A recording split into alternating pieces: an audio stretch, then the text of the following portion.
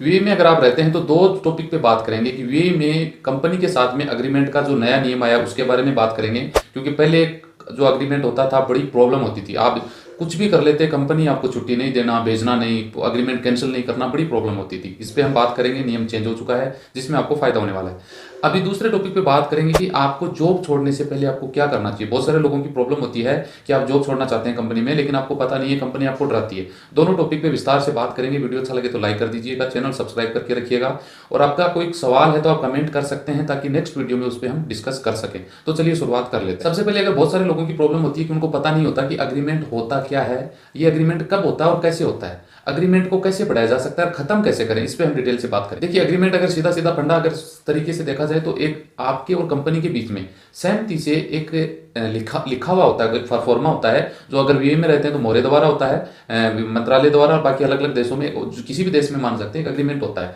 जिसमें पहले क्या होता था कि अनिश्चित अग्रीमेंट होता था, जिसमें अनिश्चित का मतलब ये होता है कि आपके साथ एक बार अग्रीमेंट हो गया, कंपनी जब तक नहीं चाहे तब तक आपको छोड़ नहीं सकती थी, आप मजबूरी में आप कुछ भी नहीं कर सकते थे। अनिश्चितकालीन के लिए अग्रीमेंट वो होता था। आज आपका अग्रीमेंट हो गया, 2 साल, 5 साल, 10 साल, जब तक चाहे कंपनी आपके काम आप करते रहते थे। लेकिन अभी ऐसा कोई रूल नहीं है, अनिश्चित अग्रीमेंट को निश्चित अग्रीमेंट में बदल दिया गया है। जैसे अभी आप मेरे साथ काम करना चाहते हैं मेरी कंपनी में, तो आपका मेरे साथ एक अग्रीमेंट हो जाएगा, 1 साल के लिए काम करेंगे जी। 1 साल के बाद आपकी और मेरी बनती है, आपको लगता है कि नहीं मैं अशोक एलएलबी के साथ काम करना चाहता हूं, तो आप अग्रीमेंट मेरे साथ बढ़ा सकते हैं, मैं आपको बढ़ा सकता हूं आपके साथ में 1 साल, 2 साल, 3 साल के लिए आप अग्रीमेंट कर सकते हैं। और आपको लगता है कि यार नहीं आप काम नहीं करना चाहते, मुझे लगता है कि नहीं मैं भी आपको काम पे नहीं रखना चाहता, तो अग्रीमेंट 1 साल के बाद में ऑटोमेटिक खत्म हो जाएगा, मैटर खत्म।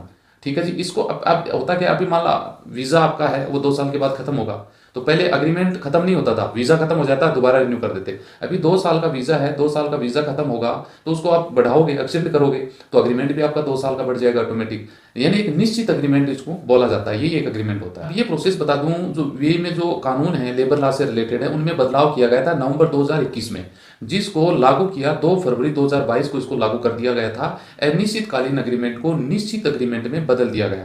पहले जो 2 साल 5 साल उसका कोई अंत नहीं था, उसको एक लेटेस्ट वर्जन में लाके निश्चित कर दिया कि भाई आपको कंपनी के साथ 1 साल काम करना है, मैटर खत्म, वो फाइनल हो गया। 1 साल बाद आपको बढ़ाना है, बढ़ जाएगा, नहीं बढ़ाना छोड़ के आप अपने काम, मैं मेरे काम, सेम ऐसा हो गया। समझ गए बात। एक कर्मचारी को अगर निश्चित अग्रीमेंट की बात करें तो 3 साल तक बढ़ाया जा सकता है। एक साथ में 3 साल का कर लो, एक साल से भी 3 साल का कर दो, इसके बाद में भी कम बत्ती कम ज्यादा अग्रीमेंट वो आप और कंपनी की ट्यूनिंग पे डिपेंड करेगा। आपको काम करना है, कंपनी को आपसे करवाना है, तो आप अग्रीमेंट बढ़ा दो। आपको नहीं करना है, कंपनी को भी नहीं करवाना है, दोनों का डिस्प्यूट है, नहीं आप सेटल हो रहा है, आपको लगता है नहीं ये इससे ज्यादा तनख्वाह अपने उस कंपनी में मिल रही है, तो छोड़ दो, मैटर खत्म हो गया। दैट सिंपल, यही एग्रीमेंट है जिसको अनिश्चित को निश्चित में बदल दिया गया है। अब यहाँ पे हम बात कर लेते हैं कि लोगों के 2 सवाल हो सकते हैं, उसमें आपके भी हो सकते हैं कि जब आपका अग्रीमेंट करते हैं तो कितने टाइम के लिए होना चाहिए, निश्चित या अनिश्चित, या फिर ये हो सकता है कि भाई आपका अग्रीमेंट खत्म हो रहा है, जैसे 10 दिन के बाद खत्म होने वाला है, तो आपके मन में सवाल होगा यार क्या कंपनी ऑटोमेटिक अपना अग्रीमेंट आगे बढ़ा देगी, एक्सटेंड कर देगी, हमारी जरूरत नहीं पड़ेगी, या मेरे साइन होंगे या नहीं होंगे, कंपनी मन मर्जी से बढ़ा देगी। तो ये दोनों में आपको घबराने की, टेंशन लेने की कोई जरूरत नहीं है। निश्चित अनिश्चित आपको समझा दिया, आपकी सहमति से ही एग्रीमेंट को बढ़ाया जा सकता है। आपकी बिना सहमति से आपका साइन नहीं होगा तब तक अग्रीमेंट नहीं बढ़ेगा। और जो आपको कई कंपनियां बोलती हैं वो बेवकूफ बनाती हैं, वो आपका जो नॉलेज है वो कम होने की वजह से आपको समझ लेती हैं आपको कि आपको कुछ नहीं पता, इसलिए आपको बोल के हाँ जी आपका अग्रीमेंट तो अभी खत्म नहीं हुआ, बढ़ गया, ये प्रॉब्लम आती है। तो आप सावधानी बरत सकते हैं। दूसरे टॉपिक पे बात कर लेते हैं कि वे में अगर आप जॉब छोड़ना चाहते हैं किसी कंपनी में तो आपको क्या करना चाहिए। देखिए, 2 जॉब के तरीके छोड़ने के, एक तो आपको ये कि प्रपोशन पीरियड के टाइम आप जॉब छोड़ना चाहते हैं, यानी अभी आप कंपनी में गए और 3 महीने भी आपको नहीं हुए हैं, उससे पहले आपको जॉब छोड़ना है, तो भाई कंपनी में 14 दिन का शॉर्ट नोटिस आपको देना होगा और कंपनी आप छोड़ सकते हैं। और कंपनी अगर आपको निकालना चाहती है तो कंपनी भी आपको 14 दिन का शॉर्ट नोटिस देगी और आपको कंपनी निकाल देगी। समझ गए बात को। अब दूसरा तरीका ये हो सकता है कि भाई आपने मेरे साथ काम, मेरी कंपनी में आए और काम किया, 3 महीने के दौरान ही आपके कुछ ऐसा हुआ, गुदगुदी उठी कि नहीं यार अशोक एलएलबी कंपनी छोड़ के और हम तो दूसरी कंपनी में जाएंगे, तो आपको 1 महीने का नोटिस देना होगा, 1 महीने का कंप्लीट करना होगा।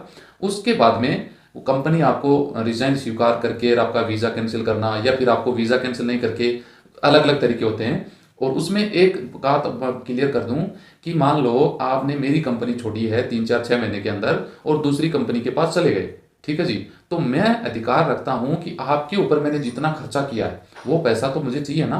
भाई आपके ऊपर मैंने वीजा लगवाया, आपको ट्रेनिंग दी, सब कुछ मेडिकल किया, एमडीएस आईडी बनाई, और आपके तो गुदगुदी उठ गई, नहीं जी हमें तो अशोक एलएलबी के पास काम नहीं करना है, हम तो दूसरे के पास जाएंगे, वो हमें तनख्वाह ज्यादा दे रहा है, सुविधा ज्यादा दे रहा है।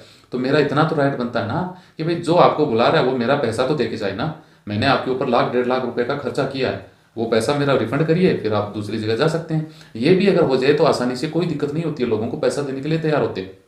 लेकिन वे में अक्सर मैंने लोगों के साथ बातचीत होती है तो देखता हूँ कंपनियां छोड़ना नहीं चाहती। उनको पैसा दे दोगे वीज़ा का तो भी वो छोड़ना नहीं चाहती, वो ये चाहती है कि ये बंदा आप मेरे पास ही काम करो। ये प्रॉब्लम है, जबकि कानूनन उनको छोड़ना चाहिए लेकिन वो नहीं छोड़ती। तो ये सब कुछ बातें मैंने आप लोगों के साथ शेयर की हैं। वीडियो अच्छा लगे तो लाइक कर दीजिएगा, कमेंट कर दीजिएगा। मिलते हैं नेक्स्ट वीडियो में अच्छी जानकारी के साथ। जय हिंद, जय